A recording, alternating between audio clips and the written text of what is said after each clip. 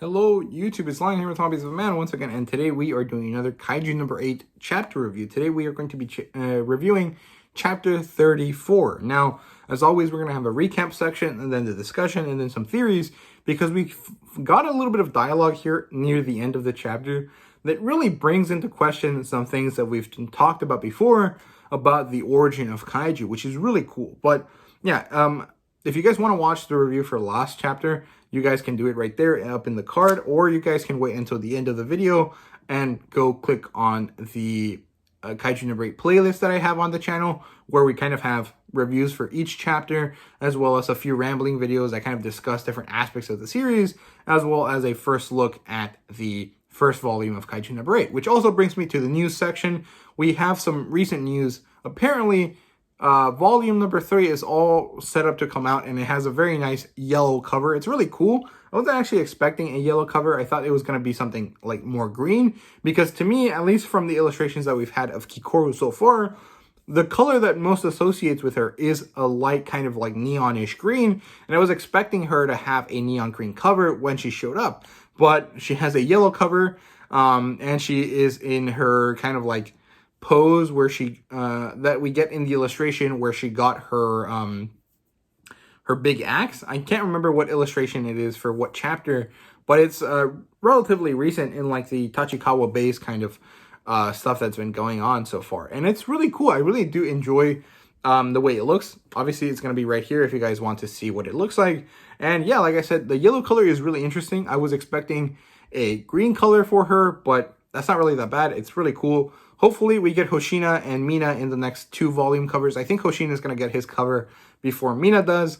And hopefully, we get some interesting colors with him. Maybe something like burgundy or orange would be really nice. And then for Mina, we get something like white or black, or, you know, some other kind of like darker color for her, which is really nice. I'm really excited to see what we get for the next couple covers. But yeah, volume 3 has been slated to come out. I don't think it is coming out just yet, but we did get a first look at the cover.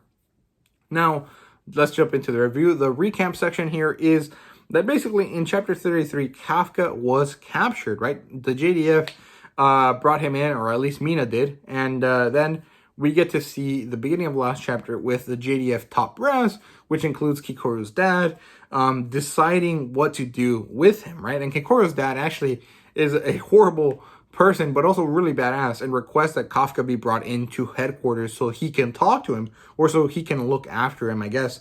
And Mina transports Kafka, right? And we get the whole scene where the whole 3rd Division is lined up and ready to take Kafka in, but also we learned through Mina that Kafka is being taken care of by the 3rd Division. The 3rd Division is looking forward to helping Kafka, and they stand with him and are going to try their best to help Kafka overcome the difficulties of his secret getting out, which is really nice. I really am excited about that. And the best part we got last time was actually that Mina acknowledges Kafka's dream, and she says, yes, I will wait for you. I am at the top and ready for you to come be with me, right? Which was really great. I really did enjoy it, because Kafka finally knows that his dream can be achieved, because before he knew that he was on the right track, but he never thought that she would actually want to be or want to have him join her at the top, which is really cool. I'm really happy with Kafka and Mina and their relationship, and I really enjoyed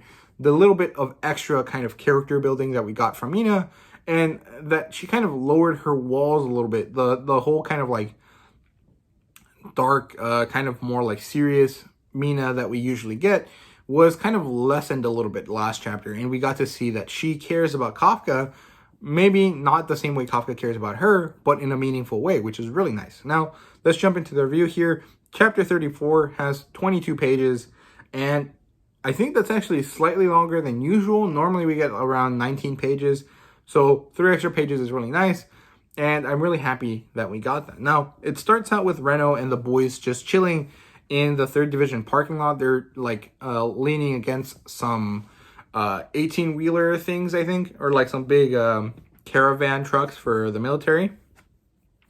And Iharu breaks the silence. He's like, damn, I can't believe Kafka, or, well, he calls him the old geezer, is Kaiju number 8. And then eventually, while he's trying to get them to talk to him about it, they get called in by Mina. Mina, requests that they go visit her at her office.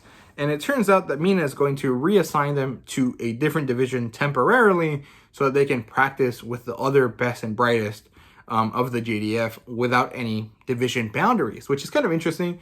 It basically means that, threats are coming and things need to be worked out, and we need to get all of the most powerful, young recruits ready as soon as possible, which is really nice. And basically, Iharu isn't sure that he wants that because he wants to be in the 3rd division, because the 3rd division is the one where Mina is stationed. And it basically, she tells him that it's because Tachikawa is not good for training right now. There's 75% of it has been damaged, or there's only 75% of the personnel needed, or something like that. And it's been greatly reduced, and it's not effective as a training ground anymore, so they had to be reassigned elsewhere. It also seems that Kaiju are targeting the 3rd division, and specifically Tachikawa base. So what Mina thinks is that they're going to be more, and they're going to come in mass, and it's going to be really catastrophic events. And so they need to get the young people out as soon as possible so that they can go train in order to stop this later, right? Which is really nice. I really enjoyed it. And basically, like I said earlier, the best and brightest have to train together. And Iharu is debating it with himself. And then Reno basically just ignores him. And he's like, no, I accept. I need to get stronger. Kafka is waiting for me. I need to, get strong so that I can protect him, right? Which is really good. I really enjoy that from Reno. And then the other 2 guys that are with him also accept. And then Iharu basically does not want to get left behind. And basically Reno is his rival. So he's like, no, I can't let you beat me. So I have to go with you as well in order to train together. And basically Reno has a moment of introspection where he vows to get stronger. He does a whole fist clenching thing, and he looks into the distance, and then we get his voiceover of him telling himself that he has to grow strong for, Kafka, which is really good. Then we get a scene shift, and we see Kikoru visiting her dad at JDF headquarters. And basically, she goes in, she acts super formal, and she requests that Kafka's release be granted to him because he saved her life. Turns out Papa Shiromiya, I think that's her name, is not about that life. So he tells her that, she didn't need to remind him of her worthless failure, and that it doesn't matter that he saved her because Kafka is a worthless kaiju, just like the people that killed Kikoru's mom. So I guess that's where the strong hate that Papa Shiromiya has for kaiju, as well as Kikoru's desire to get stronger. And it's kind of interesting because he kind of gives her this thing that is a x-ray scan of Kafka, and then he says, it looks like a human, but it's not. That center thing in his chest, it's not actually a heart, it's a core. And I'm not really sure that that's true, because it feels like this Papa, Kikoru's dad is kind of just angry with kaiju in general, and he saw Kafka turn into a kaiju, so he's just assuming Kafka is a kaiju. And he doesn't really care about the facts, but rather how he sees Kafka, right? He's going to be like that hard-ass guy that really doesn't care about reality, but cares about what he thinks, right? Which is kind of interesting.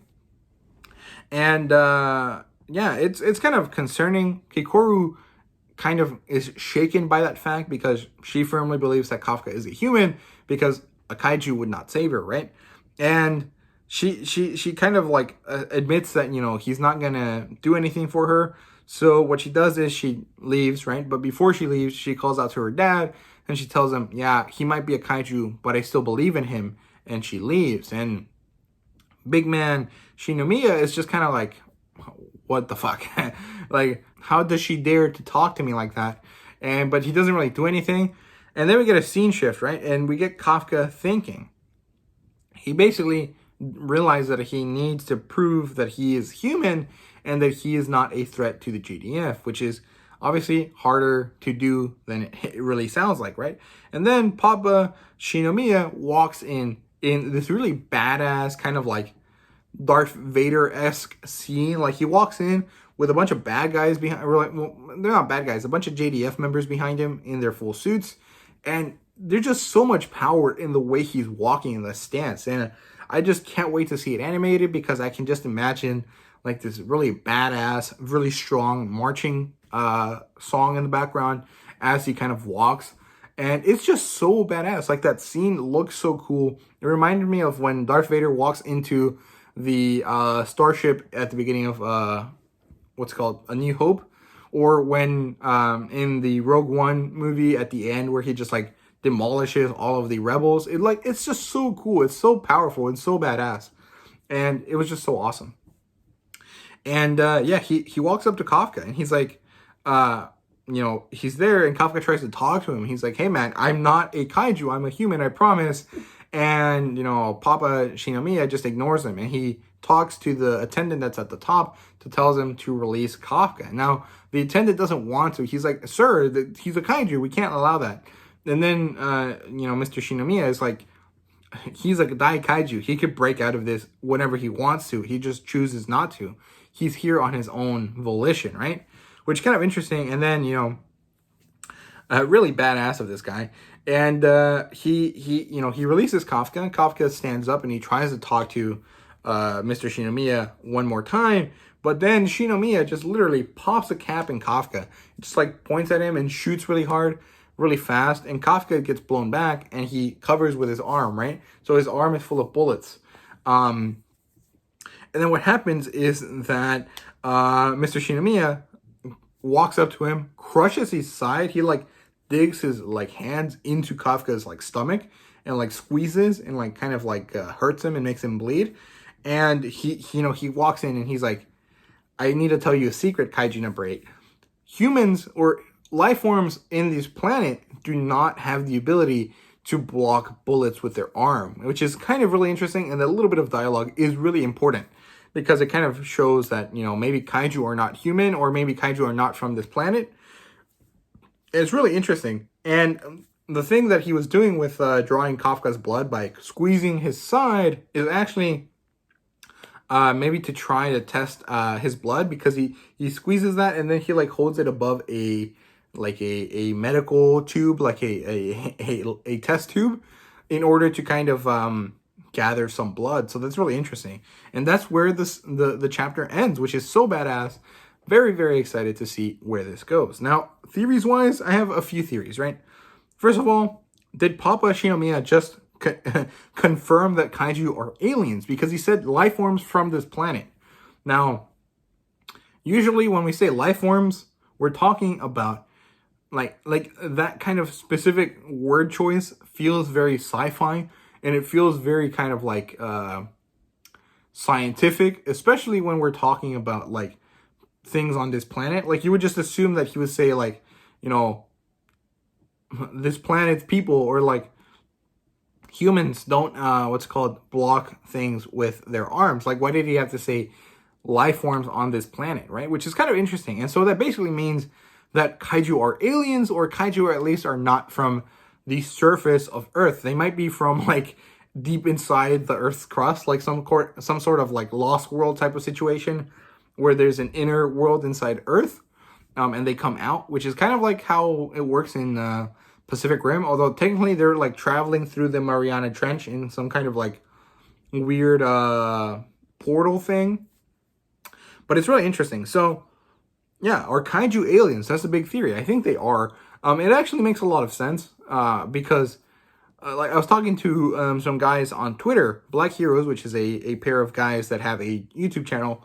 I was talking with them about the fact that they're probably aliens, right? Because they have different like types of kaiju. Like, each kaiju doesn't look like a variation of a base model, but rather like specific types. And it makes sense in like the sort of alien life form, especially if they're like created in test tubes or something, that they would have classes, right? Like the different kaiju are different kind of versions, different warrior classes that are used by this alien civilization in order to, maybe prepare the world for whatever they need to do, which is kind of similar to what happens in Pacific Rim as well. So that's pretty cool.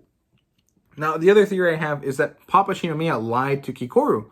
I think that Kafka is definitely a human, at least when he's wearing his human form, and that he turns into a kaiju when he's in his kaiju form. Like, literally, like, one moment he's a human, and then the other time he's a kaiju. And, like, his inner organs change in order to reflect that.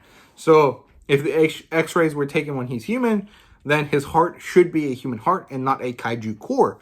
And I think that Mr. Shinomiya just lied to Kikoru in order to justify experimenting on Kafka or killing him, which is kind of interesting. I think that's probably going to be what happens because I don't really see Kafka actually being a kaiju, right?